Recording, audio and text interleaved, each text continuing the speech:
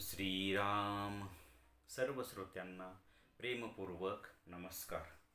श्रोते हो, आपण स्वामी विद्यानंद यांच्या भावार्थ रामायण संक्षिप्त या ग्रंथाच्या आधारे निर्माण झालेला मला भावलेले भावार्थ रामायण अर्थात आत्मपरायण हा ग्रंथ आपण पाहत आहोत. आज युद्धकांडातील अध्याय 24वा नारद रावण संवाद यामधील उर्वरित भाग आज आपण पाहणार आहोत. ओम श्रीराम. बिभीषणास लंकेबाहेर काढण्यामागे रावणाचे आणखी 2 हेतू होते.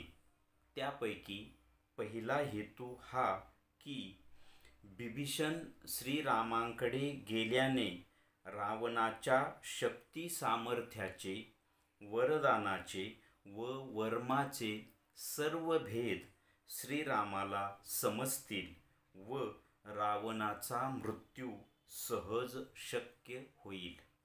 अन्यथा श्रीरामास सुद्धा रावणाला पराजित करणे महाकठीण झाले असते. परंतु बिभीषणाने वेळोवेळी योग्य सल्ला देऊन व रावण शक्तीचे भेद उलगडून दाखविल्यामुळे विजय प्राप्त झाला. आणि आता दुसरा हेतू म्हणजे सर्व राक्षस वंशाचा नाश झाला तरी जे काही उरतील त्यांच्या उद्धाराकरिता म्हणून राक्षस जातीतील कोणीतरी उद्धारक पाठीमागे शिल्लक राहावयास पाहिजे आणि त्याकरिता बिभीषणच योग्य आहे. आणि म्हणून बिभीषणास लंका सोडून जाण्याची आज्ञा रावण देतो आणि बिभीषणच पुढे सर्व राक्षस राज्याला, तममय राज्याला, पापी राज्याला घालवून सत्याच्या, न्यायाच्या, प्रकाशाच्या राज्याची म्हणजेच रामराज्याची स्थापना करेल आणि समस्त राक्षस जातीला असत्यातून, पापातून बाहेर काढेल आणि सत्याच्या आध्यात्मिक क्रांतीच्या पथावर आणून सोडेल. आणि हे कार्य तो अनंत काळपर्यंत करत राहील, कारण तो बिभीषण चिरंजीवी आहे. असा हा रावण विरोधी भक्तीने का होईना परंतु स्वतःसह आपल्या सर्व जाती बांधवांचा उद्धारक होतो. आपण असेही पाहतो की सकारात्मक अध्यात्म मार्गाने म्हणजे पूजा, प्रार्थना, भक्ती, साधना या मार्गाने आपण ईश्वर अनुसंधानापर्यंत पोहोचतो. या सततच्या अनुसंधानातूनच आपण हळूहळू पुढे आत्मदर्शन करून सलोकता, समीपता, स्वरूपता व सायुज्यता मुक्तीप्रत पोहोचतो. तसेच नकारात्मक किंवा विरोधी भक्तीने ती व्यक्ती मृत्यूच्या भीतीने किंवा विरोधाने त्या ईश्वराचे किंवा त्या अवतारी पुरुषाचे सतत चिंतन करत राहते व त्यातूनच अनुसंधान घडते आणि त्या अनुसंधानातच त्याचा मृत्यू होतो व तो मृत्यूपश्चात सायुज्य मुक्तीस प्राप्त होतो. आता आपण जो साधकाच्या दृष्टीने पाहू हा भाग आपण पुढील भागात पाहणार आहोत. आता या भागाचं थोडक्यात सार पाहण्याचा आपण प्रयत्न करूया. इथे बिभीषणाला रावणाने लंकेच्या बाहेर काढण्याचे 2 हेतू सांगितलेत. पहिला हेतू म्हणजे रावणाने खूप तपश्चर्या करून शिवाकडून ब्रह्मदेवाकडून वरदानं प्राप्त करून घेतलेली होती आणि तो खूप बलशालीही होता, खूप शक्तिशालीही होता. त्यामुळं त्याच्या वरदानांची रहस्य, त्याची मर्म ही बिभीषणाला माहिती होती. आणि बिभीषण जर श्रीरामांकडं नाही गेला तर ही रहस्य श्रीरामांना समजली नसती व रावणाचा मृत्यू घडवून आणणे हे काम महाकठीण झालं असतं. म्हणून रावणाने मुद्दाम होऊन बिभीषणाला लंकेतून बाहेर काढून श्रीरामांकडे जाण्यास विवश केलं. कारण रावणाची ही सगळी मर्म बिभीषण श्रीरामांना सांगतो वेळोवेळी.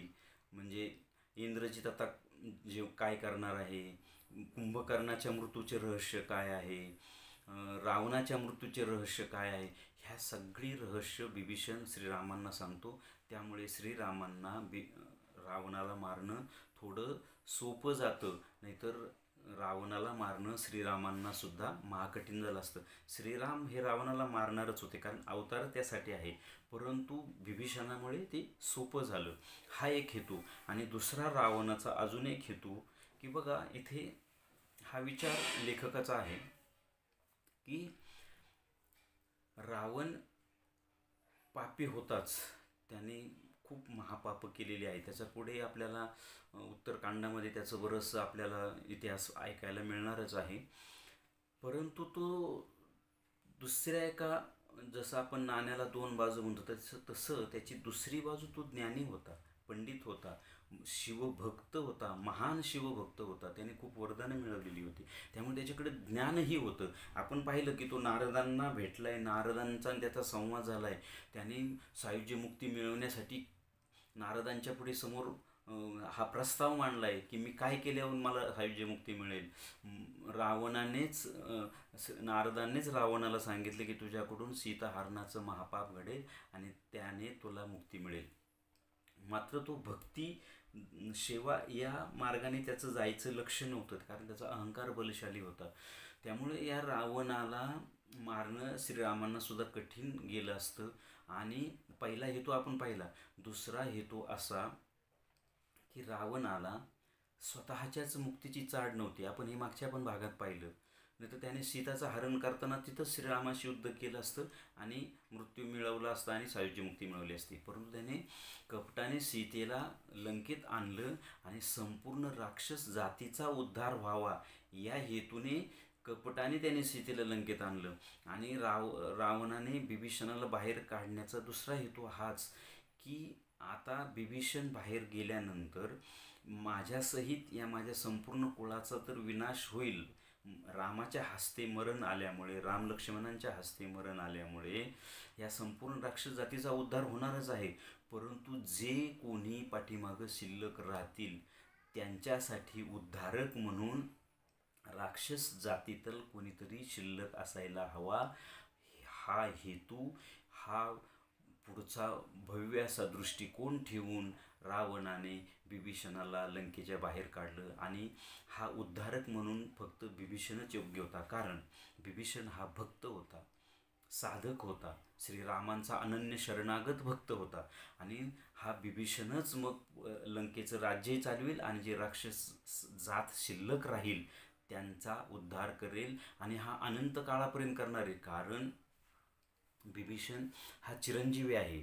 त्यामुळे तो अनंत काळापर्यंत हे कार्य करेल आणि तोच या राक्षस राज्याचा, पापी राज्याचा, तमोमय म्हणजे अंधकारमय राज्याचा विनाश करून सत्याचं, प्रकाशाचं, ज्ञानाचं, शक्तीचं म्हणजेच रामराज्य सुस्थापित करेल. हे रावणाने पुढचा संपूर्ण दृष्टिकोन जाणून घेऊन बिभीषणाला लंकेच्या बाहेर काढलेला आहे. त्यामुळं ही जरी खलनायकांची पात्र असली ना तरी यांच्याकडे या गोष्टी होत्या. कारण ही पात्र जर महान नसती तर साक्षात महाविष्णूंना अवतार घेण्याची गरज पडली असती का? भगवान श्रीकृष्णांना गरज केव्हा पडली? कारण कंसासारखे, चाणोरासारखे, कौरवांसारखी ही महामंडळी महान बलशाली होती. यांच्यासाठी साक्षात श्री विष्णूंना अवतार घ्यावा लागतो ना. तर मग रावणाचा हा हेतू, दोन हेतू, विभीषणाला बाहेर काढण्यापाठीमागे. आता हेच थोडं आपण समजा साधकाच्या दृष्टीने जर पाहिलं तर पहा, जर हा विवेक, आपण विभीषणाला विवेक हे नाव दिलेलं आहे आणि रावणाला अशुद्ध अहंकार, हा अशुद्ध अहंकार विवेकाला त्याच्या पासून हद्दपार करतो ना. कारण अशुद्ध अहंकाराला माहिती आहे हा विवेक जर माझ्याकडे राहिला तर मी आणखी बलशाली होईल आणि माझ्या ही सगळी जी अशुद्ध मंडळी यांचं कधीही शुद्धीकरण होणार नाही आणि साधकाला कधीही आत्मसाक्षात्कार होणार नाही. म्हणून तो विवेकाला हद्दपार करतो, विवेकाला अशुद्ध मंडळीकडे पाठवून देतो. आता हे कसं होतं तर हे अशुद्ध अहंकाराला विवश होऊन पाठवावं लागतं. कारण साधकाच्या अंतरंगातील मन, प्राण, बुद्धी, सत्कर्म ही मंडळी शुद्ध झालेली असतात ना. त्यामुळे विवेकही शुद्ध होतो आणि मग शुद्ध झालेला विवेक कोणाकडे जाणार? शुद्ध मंडळीकडे जाणार किंवा आत्म्याकडे जाणार किंवा आत्मस्वरूप सद्गुरूंकडे जाणार, दिव्य मनाकडे जाणार, अशुद्ध अहंकाराकडे थांबणार नाही. आणि हा विवेक तिकडे गेला तर पुढची जी साधनेची प्रगती आहे किंवा जी साधना आहे तो साधक किंवा साधकाचा जीव किंवा साधकाचे मनप्राण फार वेगाने करतील. कारण त्यांच्यासोबत विवेक असणार आहे. विवेक जर शुद्ध आणि दिव्य चैतन्यमय असेल तर साधकाचा आध्यात्मिक प्रवास हा फार वेगाने होतो. म्हणून विवेक हा इकडे आत्मस्वरूप सद्गुरूंकडे येतो आणि विवेक हेच खरं अध्यात्माचं सार आहे. कारण अध्यात्माचं सुरुवातीच्या काही गोष्टींसाठी विवेक शुद्ध नसला तरी मन प्राण साधना करतात, परंतु असा एक टप्पा येतो आत्मसाक्षात्काराच्या जवळचा, तिथे विवेकच या सगळ्या गोष्टी साधकाच्या या सगळ्या घटकांकडून करून घेतो. म्हणून ज्ञानेश्वरीत ज्ञानेश्वर महाराज काय म्हणतात की मज हृदयी सद्गुरू जेने तारिलो हा संसार पुरू मनोनी विशेषे अत्यादरू विवेकावरी. म्हणजे विवेक हे साधकाच्या सर्वस्वाचं सार आहे.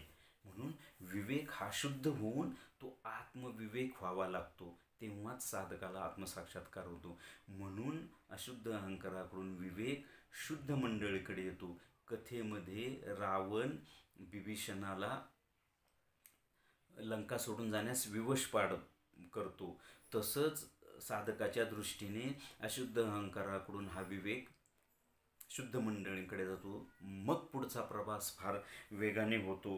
आणि आपण अजून इथे एक भाग असा पाहिला आहे की रावण विरोधी भक्तीने का होईना परंतु त्याने स्वतःसह या सगळ्या राक्षस जातींचा उद्धार करण्याचा त्याने प्रयत्न केला.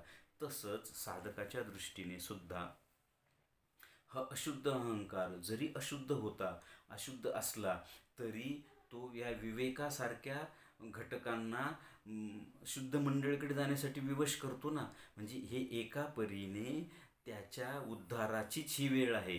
कारण त्याला एकतर विनाश किंवा शुद्धता ही व्हायला हवी. आता हे विरोधी भक्तीने साधकाला किंवा रावणाला सायुज्य मुक्ती कशी मिळते? कारण हे बघा ते सांगितले त्यांनी की आपण साधना, भक्ती, देव पूजा, प्रार्थना करून आपण ईश्वराच्या सतत अनुसंधानात राहतो. साधनेच्या मार्गाने, भक्तीच्या मार्गाने, नामस्मरणाच्या मार्गाने आपण अनुसंधान कशाचं असतं? ईश्वराचं. मात्र विरोधी भक्तीमध्ये रावण म्हणा, कंस म्हणा, ही जी पात्र आहेत ना, ही विरोधाने किंवा दुश्मनीने का होईना परंतु ते त्यांचं अनुसंधान कशाचं घडत होतं? इथे रावणाला रामाचं, राम आणि रावणाला राम, लक्ष्मणाला मी कधी मारेल कधी मारेल कधी मारेल, म्हणजे तो अनुसंधान कशाचं होत होतं? विरोधाने का होईना पण रामाचं होत होतं. तिकडे कृष्ण अवतारामध्ये कंस कृष्णाला जन्मापासून ते वयाच्या 14 वर्षापर्यंत अनुसंधान कंसाचं काय होतं की मी त्या कृष्णाला कधी मारेल, मी त्या कृष्णाला कधी मारेल. दुश्मनीने किंवा विरोधाने का होईना परंतु यांचं अनुसंधान घडत होतं. फक्त इथे फरक एक आहे, तो नीट आपण लक्षात घेतला पाहिजे. तो असा की सकारात्मक किंवा भक्ती, पूजा, साधना या मार्गाने अनुसंधानातून साधकाला याच देहामध्ये आत्मसाक्षात्कार होतो की ईश्वराचं दर्शन होतं. म्हणजे याची देही याची डोळा मुक्तीचा सोहळा तो पाहू शकतो. मात्र विरोधी भक्तीने त्याला सायुज्य मुक्ती मिळते, परंतु ती मृत्यू पश्चात, मृत्यू आल्यानंतर सायुज्य मुक्ती मिळते. हा दोन्हीतला महत्त्वाचा फरक आहे. आणि रावणाने तीच मुक्ती मिळवलेली, कंसाने तीच मुक्ती मिळवलेली. कुठली? मृत्यू पश्चात त्यांना मुक्ती मिळालेली. जो देहामध्ये ती मुक्ती मिळू शकली नाही. म्हणून आपल्याला अध्यात्म मार्गामध्ये सकारात्मक मार्गानेच आपण गेलं पाहिजे. म्हणजे याच देहात ती मुक्ती, तो आत्मानंद, ते आत्मदर्शन, तो आत्मसाक्षात्कार आपण मिळवू शकतो. हेच या अध्यायाचं सार असावं असं मला वाटतं. श्रीरामार्पणमस्तु. हरि ओम तत्सत. ब्रह्मार्पणमस्तु.